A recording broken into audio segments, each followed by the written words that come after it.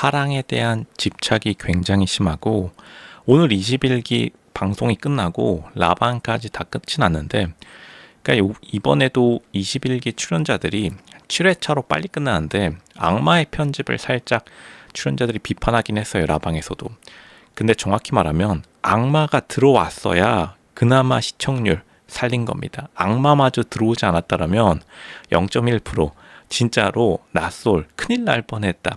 그나마 다행이고요. 악마의 편집자들이 들어와서 편집자들에게 참 고마울 따름이고, 지금 현숙의 내면의 무의식에 사랑을 갈구하는 게 굉장히 큰데, 제가 이제 현숙을 계속해서 지켜오면서 현숙이 사랑꾼이라는 단어를 굉장히 많이 사용해요.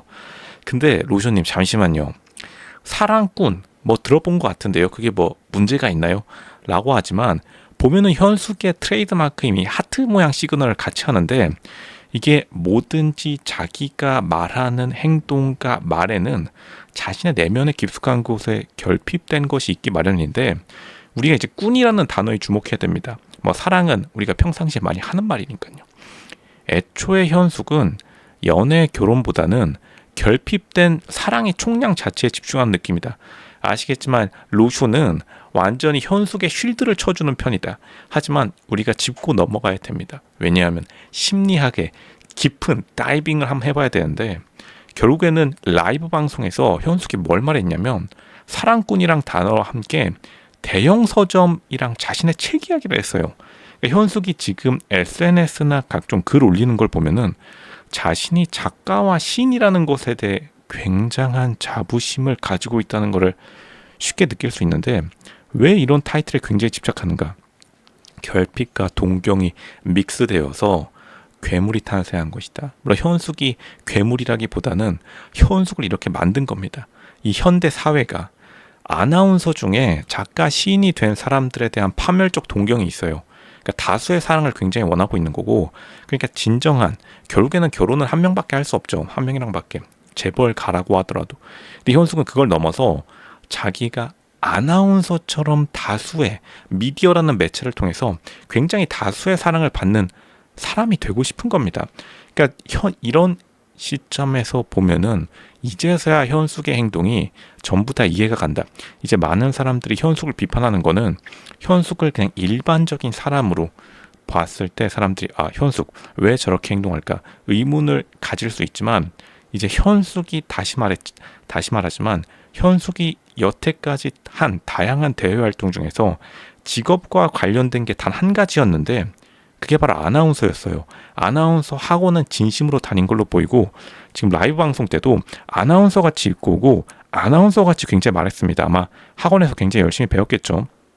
물론 여기서 외모만 두 급 정도 높았으면은 진짜로 아나운서가 될 수 있었을 텐데, 이제 우리가 다시 생각해 볼 게, 아나운서라는 존재 자체에 대한 동경이 굉장히 심한데, 그 동경의 내면에는 굉장히 많은 사람으로부터 관심을 받지 못하면 거기서 주눅이 들어버리는, 그러니까 현숙이 마지막 최종 선택 방송까지 한 번도 울지 않았어요. 그러니까 현숙을 사실 광수가 좀 너무하긴 했습니다. 우리가 또 하나 팩트 짚고 넘어가야 될 게, 광수가 조금 주접이긴 했다. 왜냐하면 광수급 정도라면 사실 현숙이 광수보다는 급이 높아요. 우리가 짚고 넘어갈 건 또 정확히 짚고 넘어가야겠죠. 그러니까 현숙이 오히려 짜증을 내거나 눈물을 흘렸어도, 왜냐하면 광수가 사실 너무 마지막에 현숙에게 심한 말을 해가지고 그래도 다들 이해해 줬을 겁니다. 심지어 현숙을 비판하는 사람들마저도 현숙에 대한 동정론, 현숙이 불쌍하다는 말이 굉장히 많이 나오고 있는데 그게 정답이긴 합니다. 현숙이 살짝 불쌍하긴 한데 끝까지 웃고 있다. 왜냐하면 현숙의 목표는 결국에는 시청자들에 대한 그러한 관심, 그런 것들이 현숙의 결핍감을 채워주기 때문에, 만약 현숙이 정말로 1대1 연애 결혼에 대한 결핍감이 컸었다면 분명히 이전에 한 번은 울었을 겁니다. 방송 때 전혀 울지 않았다. 왜냐하면 현숙은 1대1 연애 결혼에 대해서 그렇게 크게 진지하게 생각하고 있지 않기 때문에, 현숙을 만족시켜주는 것은 다수에 대한 굉장한 관심이다. 그리고 현숙이 어느 정도 목표를 달성했어요. 그러니까 지금 라이브 방송 때 환하게 웃을 수 있는 겁니다. 다시 말하지만 현숙은 자신의 목표를 달성했기 때문에. 그러니까 제가 현숙이 생각보다는 스마트한 여자라고 말씀을 드렸습니다. 근데 계속해서 하트 모양의 손 시그널과 그리고 사랑꾼 이 단어를 너무나 많이 반복하는 걸 보면은 이 관심의 정도가 일반인을 훨씬 더 뛰어넘는, 그러니까 사실 현숙은 정말로 진지하게 자기가 연예인, 흔히 말해서 아나운서 엔터테이너라고 하죠. 아나운서를 통해서 연예인이 진짜로 되려고 했던 것으로 보입니다. 그러니까 지금 현숙이 마지막에 차이는 광수에게 와중에도 현숙이 뭐라고 말했냐면, 자기는 이 나는 솔로 나와서 100% 솔직하고 진실했다라고 하는데 그게 맞는 말입니다. 현숙이 거짓으로 대한 건 없어요. 왜냐하면 현숙은 애초부터 첫날부터 최대한 많은 남자의 관심을 받으려고 했고, 그게 진짜 목표였고, 그리고 그 목표를 시청자들의 관심을 대신 가져옴으로써 달성한 거다. 그러니까 이렇게 환하게 웃을 수 있는 겁니다. 어떻게 보면은 21기의 진정한 슈퍼스타는 현숙이라고 볼 수 있는 거죠. 왜냐하면 결국엔 악플보다 더 무서운 것은 무관심이니까. 그리고 현숙은 그걸 애초부터 잘 알고 있었던 겁니다. 왜냐하면 여러 가지 대외 활동을 하면서 어렸을 때부터 무관심을 받아왔을 가능성도 높아요. 그러니까 그 무관심의 고독의 깊이를 알고 있는 겁니다. 그 무관심 속에서 오랫동안 지내오면서 20살이 넘어서 당연히 현숙은 내면의 그 무관심에 대한 철저한 고독감을 느낀 다음에 이렇게 살면 안 되겠다. 최대한 많은 사람들의 관심으로 그 내면의 깊은 감정을 채우기 시작했던 겁니다.